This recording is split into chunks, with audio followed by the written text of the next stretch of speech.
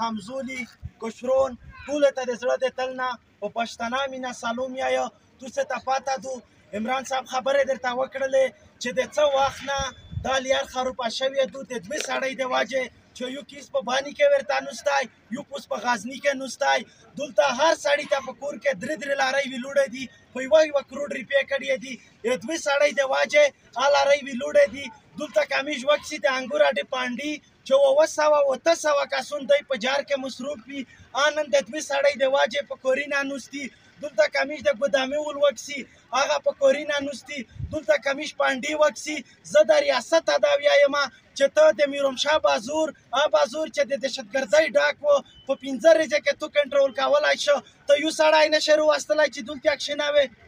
هغه طالب چې تو تیر والی دا ډنډه ته تې نشې راوستلی خو دغې نه دا واضحه شوه چې د دغې لیارې په خروپول کې دا هر څوک ملوث دي که چیرې په دا باندې ریاست غور نه وکړو موږ دا لیار بندوي تر هغه پورې وبان وي چې تر څو پورې دا مسله حل کړو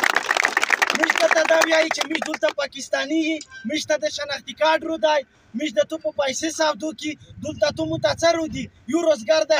د هر پسې بند کړی دی نه د پی ټي سی ایل رو دی نه د ډي ایس ایل رو دی نه سپتال شته نه سکول شته نه روډ شته شاید نه دیر کړي هغه باوجود ته د مو کاروباري لیار ښه خروپوي موږ دا نن دته واضح وایي چې دا سړی روواله په هر حال کې یا دغه سړي سره جوړه په وکړه د پوس افغاني سره کاته نه کې مش اخدي ته ما مجبوره وا چې دې بیا نه ساړي سیخولای شي نه تخپل سیخولای شي مجو د لیار باندې ټول د انګور اډې کومینه وو دغه تجارت یو له سره او داریږي د لریزن سره طریقه پر مش لیار باندې چې څو پر دا مسله د یاد کړی